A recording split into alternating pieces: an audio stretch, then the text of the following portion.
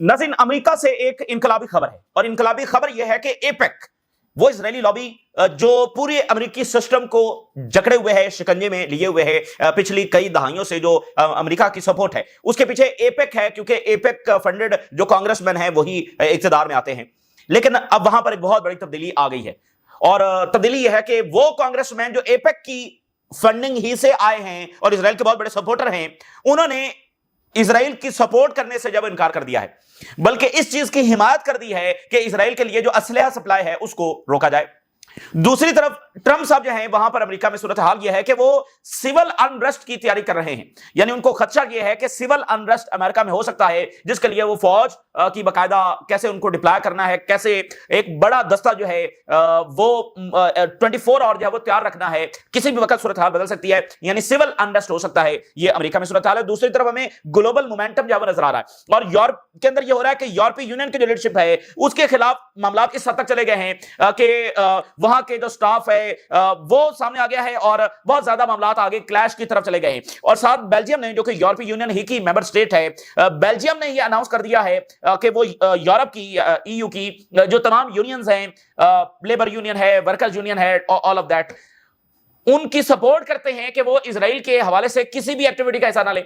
मिसाल के तौर पे एयरपोर्ट्स हैं, वहां पर वर्कर यूनियंस हैं जो इजराइल की ज़ाहिर फ्लाइट्स आ रही हैं, जा रही हैं, उनके जहाजों को चेक कर रहे हैं, ये सारी चीजें हैं, उससे वो कह रहे हैं कि वो दस्तबरदार हो जाए, हम उनको सपोर्ट करते हैं कि इजराइल से रिलेटेड एक भी चीज। तो आप अंदाजा करें कि वो कह रहे हैं इजरायली जहाज वहां पे उतरेंगे, आपका कोई उससे लेना देना नहीं है, हम इस बात को जब सपोर्ट कर रहे हैं।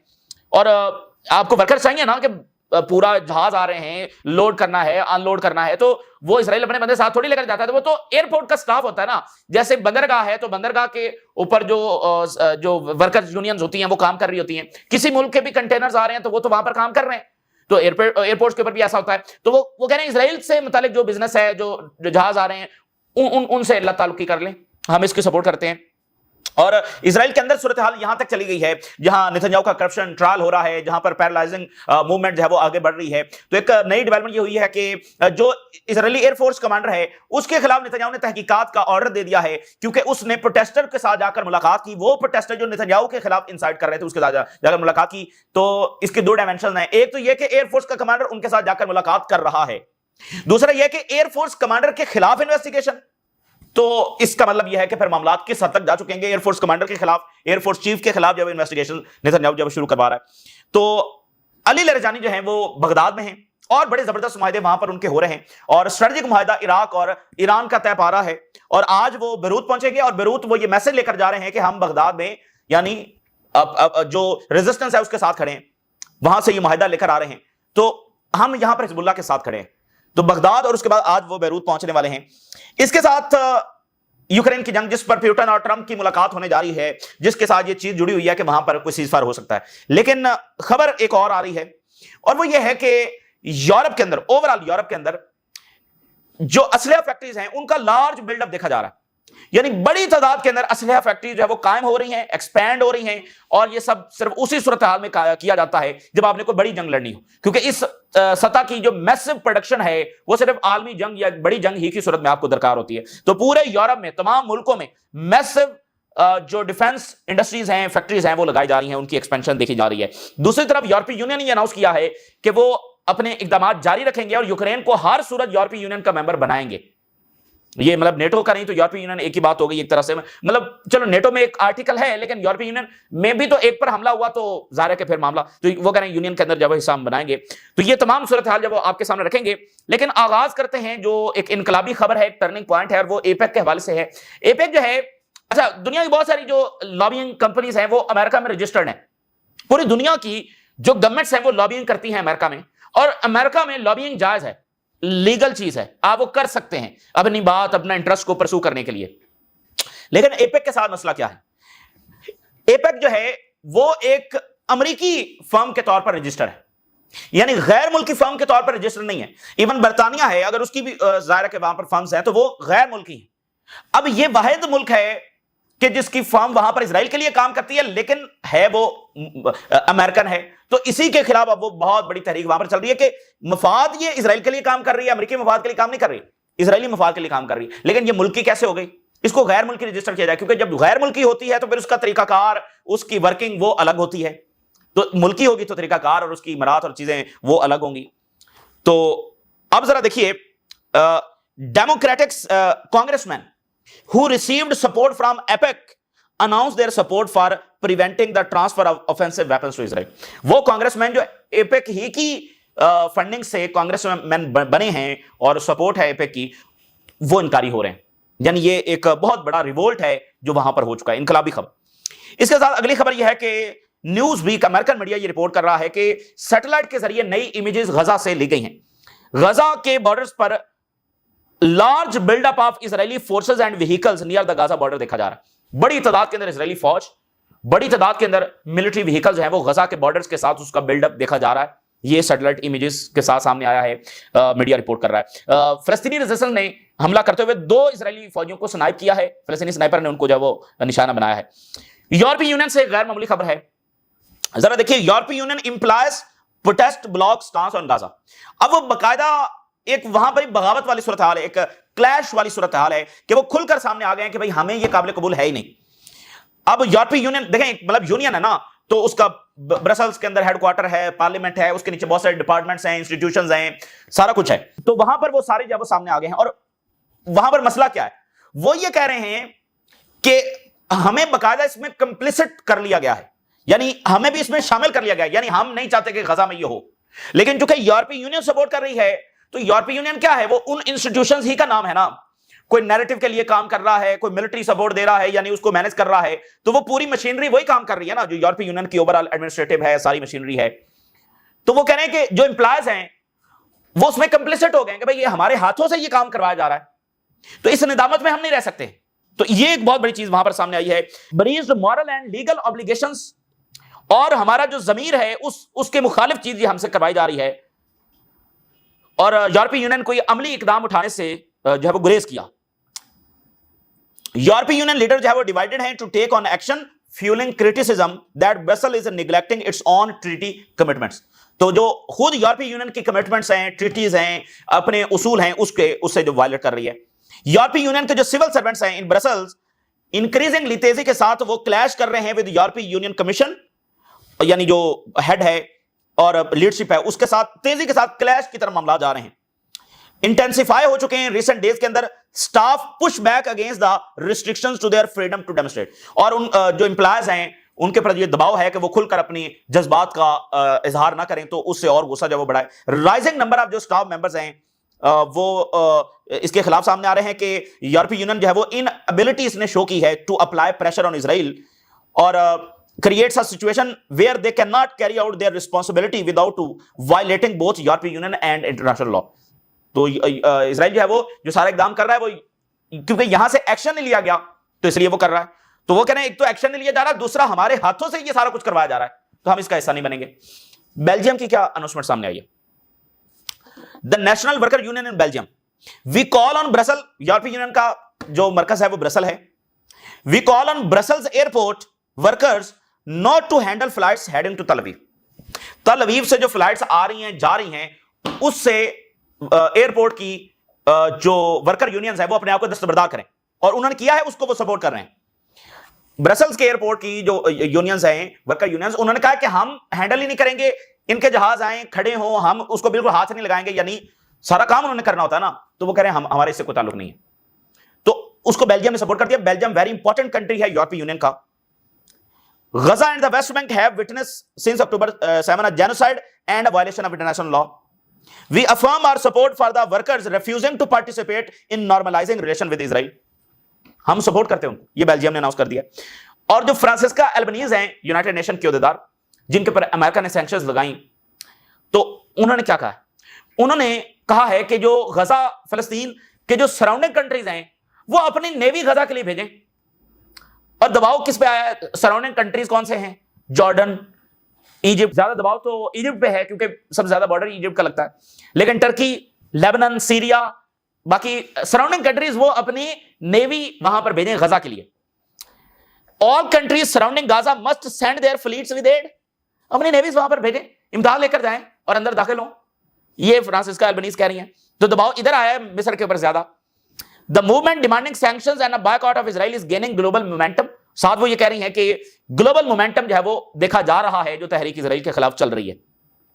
स्पेन ने कहा है कि स्पेन लेड यूरोपीय यूनियन इकदाम जो है वो आगे बढ़ाया जाए। It is time for us as the European union to follow Spain led and recognize the Palestinian state. Overall यूरोपीय यूनियन जब वो तस्लीम करे, स्पेन ने सबसे पहले लीड किया तो स्पेन लेड रिकॉग्निशन यूरोपीय यूनियन करे, ये स्पेन कह रहा है। और एक दिलचस्प बात हुई है, Spanish town order to lift ban on religious gatherings. किसके रिलीजियस गैदरिंग्स के ऊपर पाबंदी थी? मुस्लिम्स, उनकी रिलीजियस गैदरिंग्स के ऊपर पाबंदी थी। तो स्पेन सेंट्रल गवर्नमेंट जो है उसने ऑर्डर किया है कि जो बैन था रिलीजियस गैदरिंग्स के ऊपर इन पब्लिक स्पोर्ट्स सेंटर्स और उसके ऊपर जो उन्होंने हटा दिया है। ये दिलचस्प। अच्छा, एक एल्डर ग्रुप है, और एल्डर ग्रुप क्या है? ये जो ग्लोबल लीडर्स हैं फॉर्मर, यानी कोई सदर है, कोई प्राइम मिनिस्टर है, कोई फॉरेन मिनिस्टर है, यानी ग्लोबल लीडर्स जो रिटायर हो चुके हैं। मतलब देखना क्या, जो वेस्टर्न कंट्रीज हैं या बड़े अच्छे डेवलप कंट्रीज हैं, वहां पर ये होता है ना कि भाई 2 दफा वजीर आज़म बना, उसके बाद वो रिटायर हो गया। हमारे यहाँ तो फिर ये होता है ना कि वो ताहयात ही हमारे लीडर होते हैं।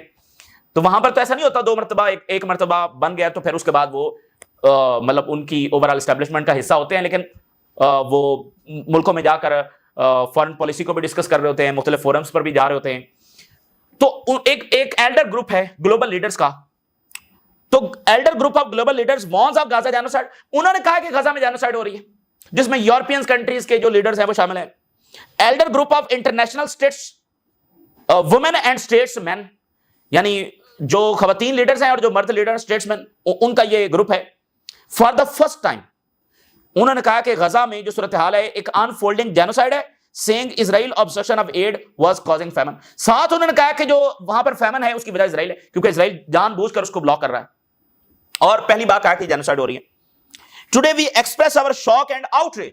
आज हम अपना शदीद गुस्से का इजहार कर रहे हैं। Israel's deliberate obstruction of entry of life saving humanitarian add into Gaza, कि वो गजा में जानबूझकर एड दाखिल नहीं दे रहे। एनजीओज हैं, public figures founded by former South African President Nelson Mandela in 2007 said in a statement after delegates visited border cross in Egypt। और आखिरी दिलचस्प बात उन्होंने क्या बताई कि 2007 में इसको अफ्रीकन प्रेसिडेंट अजीम लीडर नेल्सन मंडेला ने इस ग्रुप को बनाया था।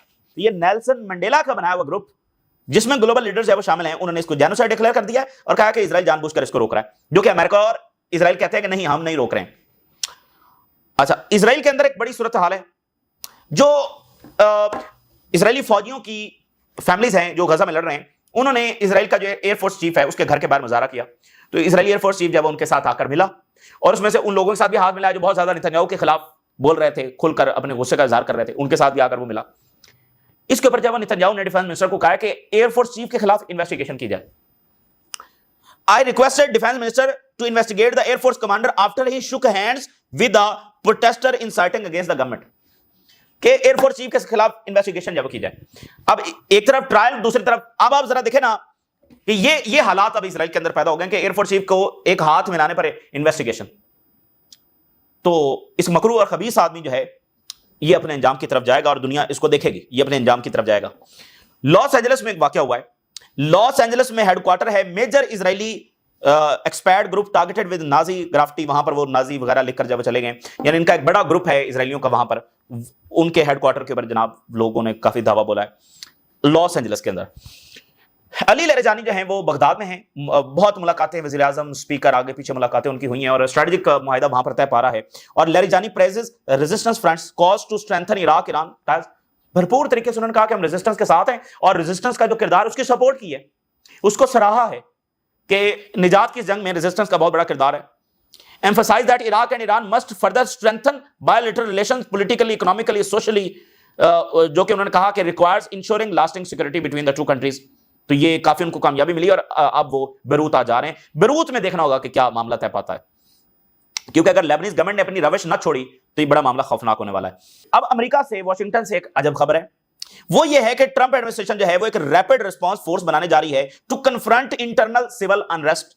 अभी तो अमेरिका में कोई सिविल अनरेस्ट नहीं है, तो ट्रंप निजामी ये कैलकुलेट कर रही है कि सिविल अनरेस्ट अमेरिका में होने जा रहा है, उसकी वो ऑलरेडी तैयारी कर रहे हैं। तैयारी में क्या है कि 600 फौजी 24 और जो है वो डिप्लॉय रहेंगे, यानी शिफ्टों में वो काम करेंगे, लेकिन 24 और 600 फौजी جو ہے وہ ہر وقت ڈپلائے ہوں گے کہ کسی بھی وقت ان کو بلایا جا سکتا ہے, وہ ان کی ڈیوٹی لگی ہوگی 600 ایلیٹ فورسز. تو یہ کافی عجب خبر ہے. اور ٹرمپ انتظامیہ نے کہا ہے کہ اگر جوابی ٹیرف لگے تو بہت بڑا اکنامک کرائسس دنیا میں آنے والا ہے. Trump administration warns of economic crisis if tariffs are repealed. اگر جوابی ٹیرف کی طرح معاملہ جاتا ہے تو پھر بہت بڑا کرائسس آنے والا ہے. اور فائنینشیل ٹائم لکھ رہا ہے, یورپ کے حوالے سے انہوں نے خبر دی ہے, اور بڑی خوفناک خبر ہے, بڑی خطرناک خبر ہے, کیونکہ یورپ جو ہے وہ ورلڈ وار کے بعد اور خاص طور پر کولڈ وار کے بعد وہ ڈس آرمامنٹ کی طرف گیا ہے. برطانیہ نے, فرانس نے, باقی تمام نے اپنی فورسز کم کی ہیں, اپنے ڈیفنس بجٹ کے حوالے سے پیسہ سوشل اور آگے پیچھے ان پروگرامز کے اندر لگایا. تو یورپ ڈس آرمامنٹ کی طرف گیا ہے. اور پچھلے 500 سال میں یورپ میں یہی 30 سال ہیں, یعنی سوویت یونین کو کولیپس ہونے کے بعد اب تک کے, جس کو آپ آئیڈیل امن کہہ سکتے ہیں. پچھلے کئی 100 سالوں سے یورپ میں جنگیں ہی ہو رہی ہیں. تو یہ جو یورپ کا اتحاد ہے یہ صرف آج ہی آپ کو نظر آئے گا. پچھلے کئی سالوں سے تو کئی 100 سالوں سے جنگیں ہو رہی ہیں. تو یورپ یعنی کہ آپ کو ایک نظر آتا ہے کہ بھئی یہ دنیا کا خوبصورت ترین ٹکڑا, تو اب وہ دوبارہ آرمامنٹ کی طرف جا رہا ہے, جو کہ اچھی بات نہیں ہے. یورپ کے لوگوں کے لیے اچھی بات نہیں ہے اور دنیا کے لیے اچھی بات نہیں ہے, کیونکہ یہی تو وہ پیسہ ہے جو اسکالرشپس کے لیے بھی استعمال ہوتا ہے. مطلب دنیا بھر سے لوگ وہاں پر جاتے ہیں, وہ اب اسلحے میں استعمال ہوگا. تو یورپ میں فیکٹریز بننا شروع ہو گئی ہیں. کس چیز کی؟ اسلحہ کی. Financial Time. Satellite data says کہ military companies confirm 3-fold expansion of weapon factories in Europe. 3 گنا اضافہ دیکھا جا رہا ہے. کمپنیز اس طرح سے لگ رہی ہیں ویپن فیکٹریز. 3-fold اضافہ بہت غیر معمولی ہے. Statement from the European union countries, اور اس میں ہنگری نے اس میں شامل نہیں ہوا, باقی ساری یورپی یونین کی اسٹیٹمنٹ ہے کہ ہم یوکرین کو یورپی یونین میں شامل کرنے کے لیے اپنے اقدامات بڑھاتے رہیں گے. اور ہنگری اس میں نہیں ہے, کیونکہ ہنگری اینٹی یوکرین وار ہے. اور ہنگری کے جو پرائم منسٹر ہیں انہوں نے یورپی یونین کے خلاف کہا. اچھا, یورپی یونین یہ کہہ رہی ہے کہ پیوٹن اور ٹرمپ کا جو وہاں پر ملاقات ہونے جا رہی ہے اس میں زیلنسکی کو شامل کیا جائے, اس میں یہ چیزیں ہونی چاہیے. یعنی انہوں نے اپنی شرائط رکھی ہیں. تو ہنگری کے پرائم منسٹر ان کو اس طرح سے مخاطب کر رہے ہیں کہ یورپی union issued a statement before Trump and Putin summit setting conditions for a meeting to which European Union leaders were not invited. وہ کہہ رہے ہیں کہ ان کا دماغ صحیح ہے کہ وہ میٹنگ جس میں ان کو بلایا نہیں گیا, ان کی اتنی حیثیت نہیں سمجھی گئی کہ ان کو وہاں پر بلایا جائے, یہ اس میٹنگ کے لیے شرائط, یعنی ایک شادی میں آپ کو بلایا نہیں گیا, آپ کہہ رہے ہیں کہ نہیں وہاں پر کھانا یہ پکنا چاہیے, وہاں پر یہ لائٹیں ہونی چاہیے, وہاں پر سٹنگ ارینجمنٹ ایسا ہونا چاہیے, آپ کو بلایا نہیں گیا. تو ایک طرح سے انہوں نے ظاہر ہے کہ تھوڑا سا ان کو ڈیگریڈ کیا کہ بھائی ذرا اپنی حیثیت دیکھ لو کہ تمہاری حالت کیا ہے, کہ تمہیں وہاں پر بلایا نہیں گیا, اور تم اپنی پالیسی دیکھو کہ تمہاری حالت کیا ہو چکی ہے. تم اس میٹنگ کے لیے جس میں انہوں نے تمہیں کوئی اہمیت ہی نہیں, ان کے لیے بتا رہے ہو کہ انہیں ایسا کرنا چاہیے, انہیں ویسا کرنا چاہیے. اور ہنگری کے پرائم منسٹر نے کہا کہ یورپ کیوں نہیں جا کر پیوٹن سے ڈائریکٹ ملتا اگر ٹرمپ مل سکتا ہے. جنگ تو امریکہ کی تھی, یورپ تو آئل اور گیس لے رہا تھا رشیا سے, یورپ تو ڈیپینڈ کرتا ہے رشیا پر, اور ٹھیک ہے اچھے تعلقات, تو جنگ تو امریکہ کی تھی. تو اگر ٹرمپ مل سکتا ہے تو یورپ جو ہے وہ کیوں نہیں جا کر مل سکتا. تو یہ اس وقت کی ناظرین تازہ ترین صورتحال ہے جو آپ کے ساتھ شیئر کی. آپ نے رائے ضرور آگاہ کریں. اجازت دیجیے, اللہ حافظ.